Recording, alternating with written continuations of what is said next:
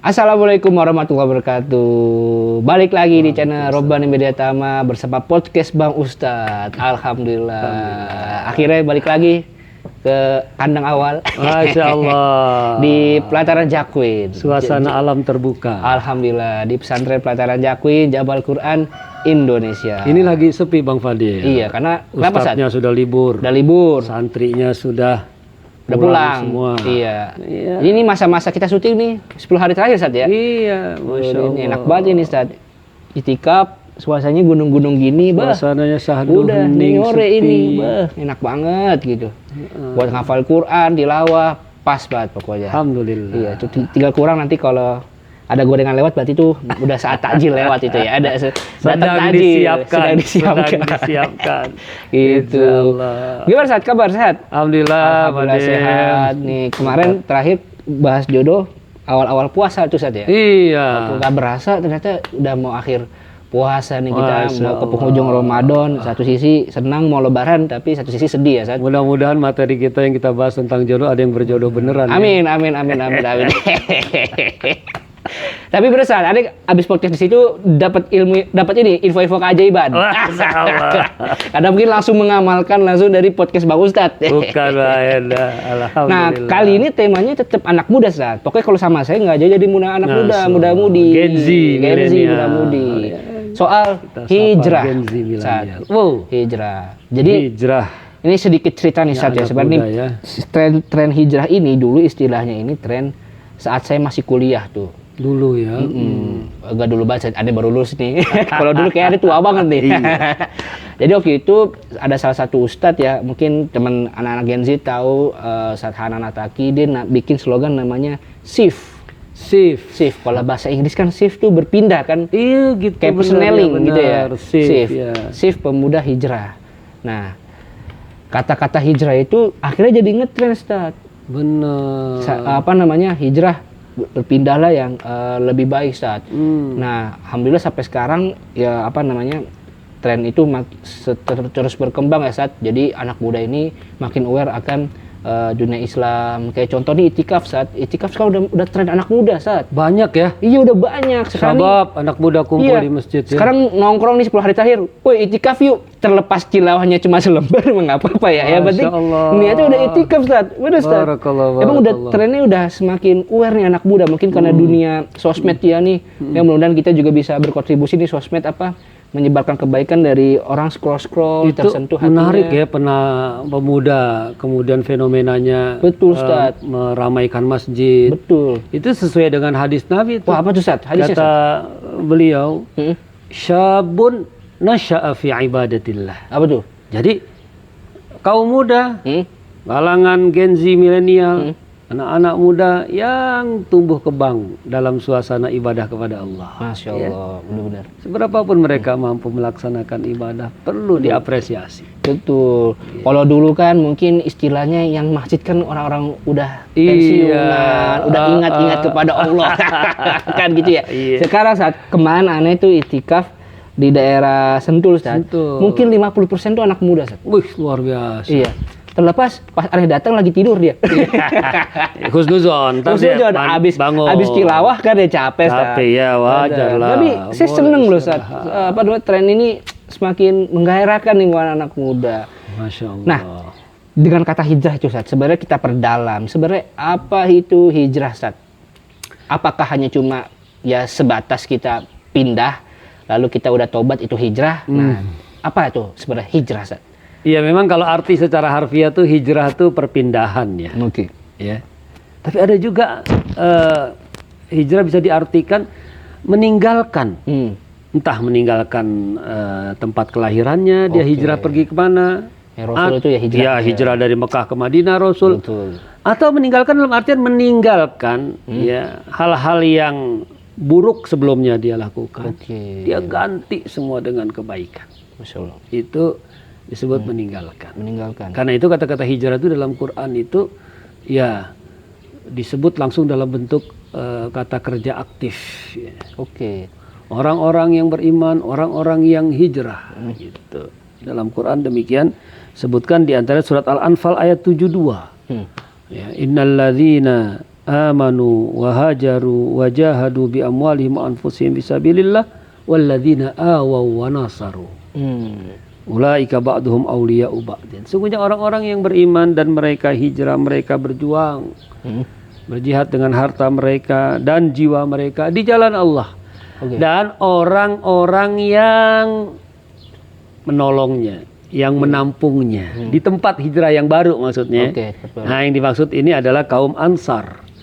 Jadi surat Al-Anfal 72 ini langsung ya fokus audiensnya kepada kaum muhajirin, para pendatang yang hijrah dari Mekah ke Madinah, dan kaum Ansor yang menampung mereka. Dan Allah sebutkan mereka itu adalah orang-orang yang paling menjadi teladan dalam saling membantu satu dengan yang lain. Ulaika ba'duhum awliya'u ba'din, kata Allah. Sebagian menjadi penolong sebagian yang lain. Nah, konteks hijrah dalam ayat ke-72 dari surat Al-Anfal ini yang kemudian dalam maknanya bisa disebut dengan hijrah makaniyah. Hijrah dalam arti perpindahan tempat. Gitu Bang Fadil. Shifting, tapi shifting langsung tempatnya. Gitu. Hijrah tempat juga dia saat. Hijrah tempat juga. Ya, kayak sebelumnya juga kaum muslimin hijrah dari Mekah ke Habasyah. Ya, Ethiopia atau Eritrea sekarang ini. Menyeberangi Laut Merah. Itu suatu yang fantastis juga hijrah ya, sampai mengarungi lautan luas, naik kapal ya, untuk menyelamatkan keimanan dan akidah mereka. Jadi hijrah itu intinya memang apakah dia nanti maknanya perpindahan tempat, hijrah makaniyah, atau ada satu lagi Bang Fadil bisa diartikan hijrah makaniyah. Ya, hijrah maknawiyah. Hijrah maknawiyah artinya shift nilai, perpindahan nilai. Shifting nilai. Jadi sikap nilai itu kemudian pindah atau kemudian berubah. Tadi yang disebut meninggalkan sesuatu yang sebelumnya dia melakukan. Keburukan, ketidakbaikan, ganti semua dengan kebaikan. Tapi belum tentu dia pindah tempat gitu ya. Belum tentu pindah tempat. Nah, ini menarik kalau diperdalam, Ustaz. Iya. Nah, sebenarnya kalau dua-duanya hijrah itu harus pindah tempat apa enggak, Ustaz? Nah, tidak mesti harus demikian memaknai hijrah. Ya, kita tetap ada di kampung halaman sendiri terus bahkan sampai dewasa ya, sampai hari tua kita. Tapi secara nilai sikap kita berangsur-angsur ya, melakukan shifting tadi dari yang buruk menjadi yang baik. Maka itu juga sudah dikatakan melakukan hijrah, insya Allah. Gitu. Jadi nggak harus pindah ya, tapi sebenarnya maknanya gede juga ya. Saya pernah dengar hijrah, jadi hijrah tempat kerja, Sat. Nah itu gimana, Sat? Kalau tempat kerja kan misalnya kayak dia pengen udah berubah nilai, tapi lingkungan kerjanya itu nggak kondusif. Nah itu kita sabar-sabar di situ aja apa kita harus pindah, Sat? Nah itulah yang disebut tadi ya. Hijrah dalam artian tempat kerja, sekaligus juga hijrah dalam artian ya nilai dan sikapnya yang dia shifting. Ya. Tempat dia kerja ada unsur ketidakhalalan, ada unsur kemaksiatan, ada unsur dosa. Taruhlah orang kerja misalnya di night club, di diskotik yang menjual minum-minuman keras. Dan Nabi dalam hadis kan tegas, ya Allah melaknat, ya kan? Pengantarnya, penyedianya, penyajinya, gitu. Walaupun dia nggak minum. Benar. Nah, itu sudah jelas-jelas berada pada lingkungan kerja yang diharamkan. Maka ketika dia berusaha berikhtiar untuk mencari pekerjaan lain yang lebih berkah, halal, ya, itu juga bisa dikatakan dia melakukan hijrah dalam hidupnya. Ini ada ayatnya nih Bang Fadil. Apa tuh? Nih, penggambaran tentang orang yang seperti itu tuh ada ayatnya. Jadi nggak boleh orang dia tadi ente bilang tuh ya, udahlah memang udah nasib aneh kerja begini nih, udahlah pasrah aja dah udah. Bener. Gitu. Pensiun 13 tahun lagi. Nah, gitu. Sisa. Pensiun 13 tahun setia, ya kan? Gitu. Tobatnya di sisa-sisa ya. Nah, jadi Al-Quran itu menyebut orang yang begitu tuh sebetulnya dia disebutnya mustad'afin. Orang-orang yang lemah, nggak berdaya. Tapi nggak berdaya itu Karena dia menuruti perasaannya sendiri, dia nggak mau berusaha. Oh iya. Gitu. Jadi kalau dalam surat An-Nisa ayat 97, ya, ada orang yang begitu, dia mengaku qalu kunna mustad'afin. Ya. Ditanyakan kepadanya, kenapa nggak mau pindah, kenapa nggak cari tempat lain yang halal dan berkah? Habis kami nggak berdaya. Ya. Nggak ada tempat lain yang mungkin gampang untuk mencari kerja. Maka dikatakan kepada orang tersebut, alam takun ardullahi wasi'atan fatuhajiru fiha. Bukankah bumi Allah ini luas sehingga kalian bisa berhijrah, explore kalau bahasa sekarang ya, mengapply lagi lamaran kita di tempat kerja yang lain kan bisa. Betul. Nah, ini makna dalam surat An-Nisa 97 tuh begitu. Ada lagi satu Bang Fadil. Apa itu? Jadi orang yang dia memang punya kekuatan niat, tekad untuk hijrah, itu nggak usah kusar, nggak usah khawatir, nggak usah berkecil hati. Allah mencintai hamba-hambanya yang mau hijrah itu. Surat An-Nisa ayat 100. Ya, dalam ayat ini Allah memberikan garansi nih buat mereka yang sungguh-sungguh pengen hijrah. Hijrah yang tadi itu, ya, baik makaniyah tempat kerja maupun maknawiyah, ya, nilai sikap pandangan dirinya mencari sesuatu yang lebih halal, lebih berkah. Maka surat An-Nisa ayat 100 Allah Subhanahu wa taala berfirman, "Wa may yuhajir fi sabilillah yajid fil ardi muraghaman katsiran wasa'ah." Ya. Barang siapa yang dia hendak berhijrah di jalan Allah, ya. Kan gitu kan? Ya. Maka dia akan mendapatkan, ya, di bumi ini rezeki yang berlimpah, yang luas. Allah sudah kasih sebetulnya janji. Jaminan. Ya, yang penting yakin, mantap. Yakin mantap. Banyak kita lihat kan ada fenomena ya, kalangan public figure, artis selebritis yang disebut artis hijrah, ya kan? Iya. Gitu. Artis hijrah benar-benar ya. Tambah kaya dia. Alhamdulillah. Iya. Dia berkah, dia tetap bisa menghibur orang juga lewat podcast, lewat ini. Betul. Allah kasih rezeki. Nah, itu salah satu contoh. Ya. Tentang makna hijrah itu sendiri. Iya, Bang Fadil.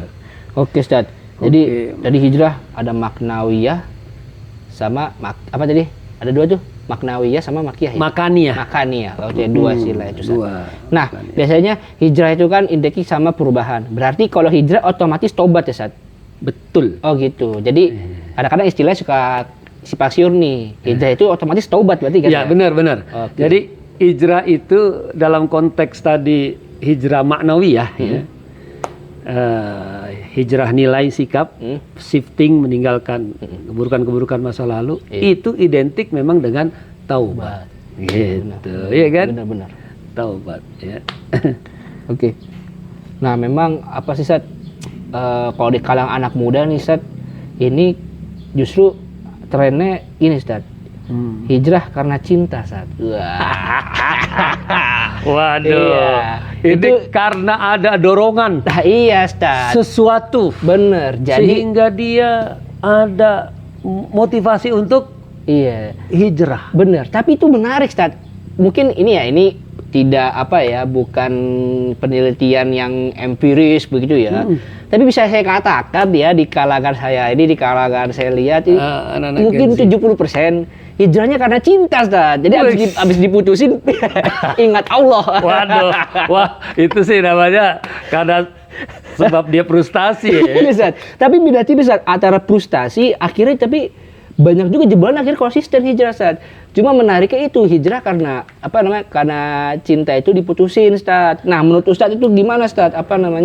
Fenomena itu, Ustaz, hijrah karena diputusin, Ustaz.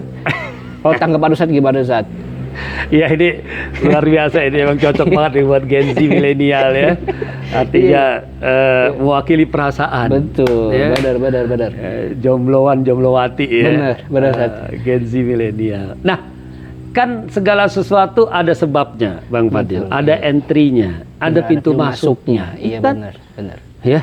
Benar. Terlepas dari semua yang menyebabkan seorang itu kemudian dia menjadi hijrah dan terakumulasi kesadaran, shifting nilai-nilai kebaikan pada dirinya, meninggalkan nilai-nilai keburukan masa lalunya, no problem.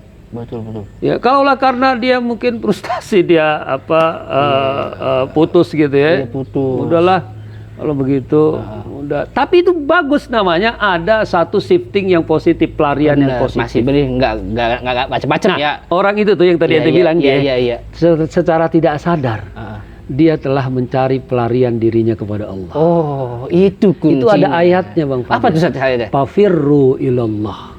Waduh. Maka ya carilah kalian pelarian kepada Allah atau berlarilah kalian kepada Allah. Itu maknanya. Sebetulnya ya dia tengah mencari sesuatu yang baru. Ya. Benar-benar. Nah, yang ente persoalkan itu orang hijrah karena dia putus cinta. Putus cinta. Nah, ini yang lebih unik lagi. Ada orang hijrah karena ada dorongan cinta. Nah, dua itu beda tipis, Ustadz. Dua itu beda tipis. Nih, saya kasih tahu. Yang putus cinta gini, Ustadz. Benar kata Ustadz. Tadi ada Allah, pelarian kepada Allah. Mungkin dia stres kan saat terus dapat terus tiba-tiba dapat ayat selentingan di reel. Yang baik ketemu yang baik, yang buruk ketemu yang buruk. Berubahlah jadi pengen baik, ya kan? Nah, tapi dalam doanya tetap ya Allah pengen sama dia lagi gitu. Nah, itu gimana, Ustadz? Nah, itu yang skenario 1, Ustadz. Jadi dia hijrah karena putus cinta. Pas hijrah ya Allah tetap ngotot sama dia. Nah, in the case dengar pas udah balikan lupa lagi, Ustadz. Itu sering kali begitu, Ustadz. Oh, lupa lagi sama hijrahnya maksudnya? Nah, iya, bablas angin nih, Ustadz. Gitu. Jadi skenario banyak gitu, Ustadz. Jadi emang percintaan ini anak muda banyak banget ini problematiknya, Ustadz. Coba skenario 1, Ustadz. Kalau tadi kan Ustadz skenario 2 karena cinta. Dorongan cinta. Iya. Nah, skenario 1 dulu, Ustadz. Coba itu. Itu jadi gimana, gini, Ustadz? Memang motivasi yang paling utama orang hijrah itu harusnya Allah dan Rasulnya oriented. Iya. Jangan ada agenda di luar itu yang membayangi keinginannya untuk hijrah. Karena orientasinya kepada Allah dan Rasulnya itulah yang lebih mengikat hijrahnya itu menjadi abadi. Iya. Menjadi kekal gitu maksudnya. Dia nggak goyah-goyah lagi. Nah, ini juga ada kisah hadisnya nih Bang Fadil nih. Apa tuh tentang?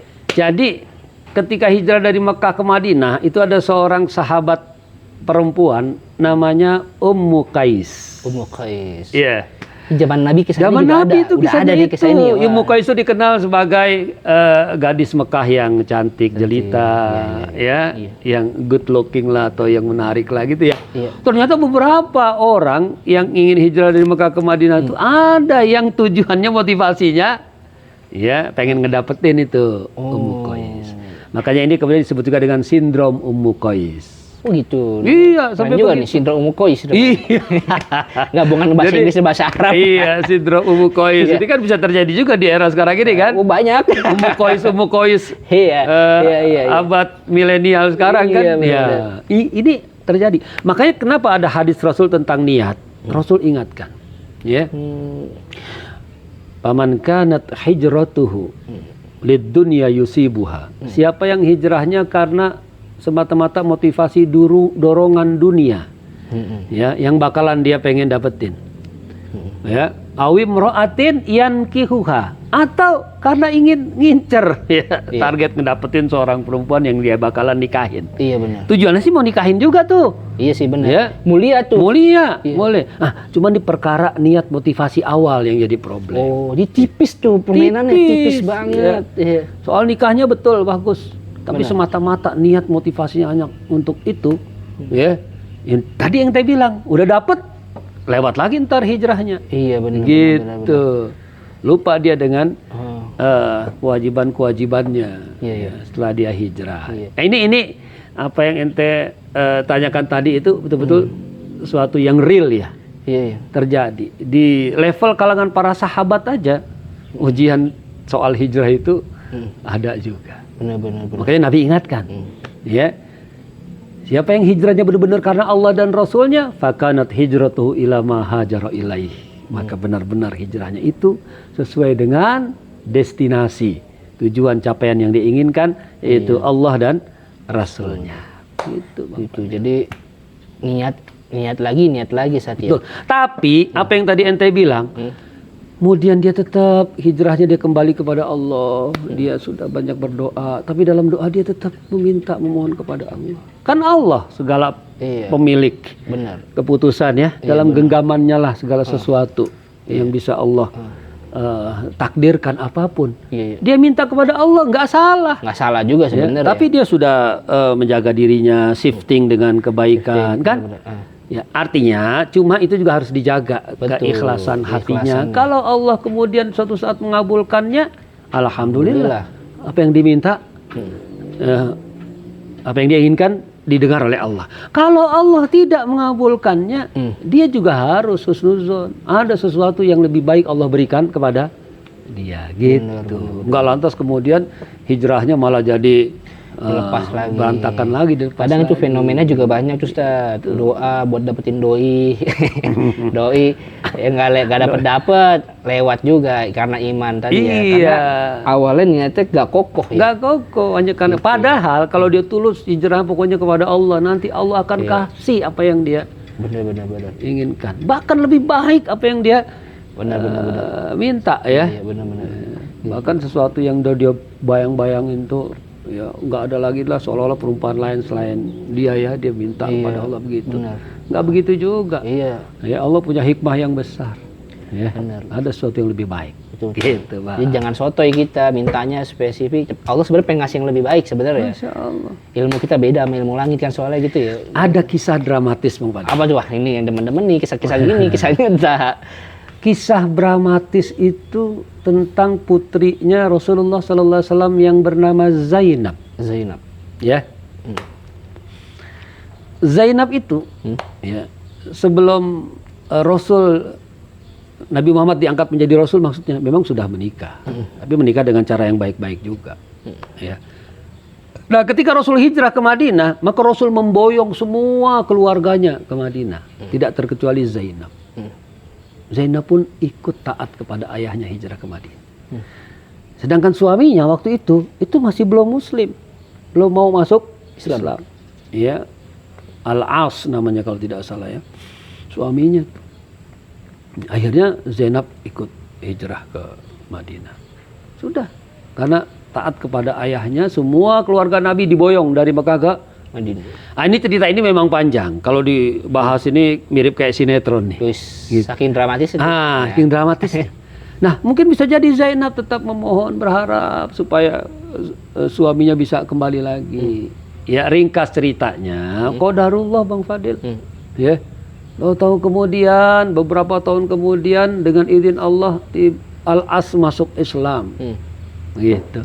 Masuk Islam dia, gitu, menghadap Rasulullah, dan kemudian setelah dia sudah masuk Islam, maka dinikahkan kembalilah Zainab putrinya dengan Al-As tersebut. Ini kalau kata anak zaman sekarang, CLBK, Cinta Lama Bersemi Kembali. Ya, gitu Bang. Gitu. Jadi, Masya Allah, Allah akan kasih dah orang kalau dia mau hijrah ya, suatu yang terbaik buat dirinya, insya Allah. Insya Allah. Jadi nggak apa-apa ya hijrah karena cinta ke Bapak. Tapi nggak apa-apa, Pak. Yang penting dominannya tetap kepada Allah dan Rasul. Iya benar. Ya, nanti tetap Allah kasih apa yang diharapkan dia ingin. Atau ada orang didorong misalnya pasangannya udah hijrah duluan, misalnya nih ya. Ya, kalau mau serius sama saya, jalan ke depan, jalan hidup saya sudah begini, saya sudah hijrah. Ya. Ayo, silakan ikut hijrah juga, gitu. Kan ada tuh beberapa kalangan para artis gitu ya. Iya benar. Pasangan udah di luar. Akhirnya ada yang malaf tuh ya. Ada yang malaf, ada yang kemudian tadinya pakai you can see gitu, ya kan? Udah jadi istilahnya artis entertain gitu segala macam. Itu bisa, itu diboyong, diajak, masya Allah. Nah, itu kan kisahnya juga ada juga tuh, kayak di zaman Rasul nih ya. Ini kan biar kita klop ya. Ada anaknya Abu Jahal namanya Ikrimah. Istrinya ternyata pada saat terjadi Fathu Mekah, dia sudah diam-diam masuk Islam. Namanya Ummu Hakim istrinya. Nah, udah masuk Islam, maka dibujuklah tuh suaminya Ikrimah. Ya, sudah abang masuk Islam aja ini, sudah Fathu Mekah.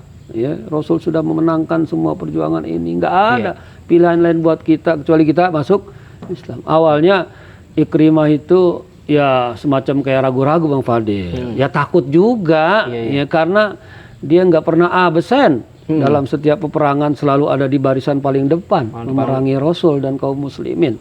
Apalagi setelah ayahnya Abu Jahal mati dalam peristiwa Badar kan, ada semacam seperti ingin membalas dendam kematian ayahnya. Coba bayangkan betapa berat tuh Ikrimah, tapi didorong terus sama Ummu Hakim nih istrinya. Ayo jangan takut. Ya diantar benar menjumpai Rasul.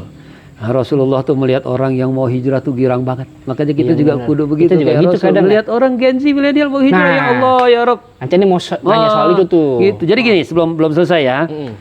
Rasul ketika tahu dari kejauhan Ummu Hakim bersama suaminya Ikrimah bin Abi Jahal datang, Nabi langsung keluar dari tendanya. Ya, apa yang beliau katakan? Beliau sambut ya dengan hangatnya. Ikrimah itu seraya berkata, "Marhaban birrakibil muhajir." Selamat datang wahai penunggang kuda yang ingin hijrah dari masa lalunya. Kan gitu ya? Nah, itu bukan hijrah Makaniyah, bukan. Orang dari situ juga dia benar.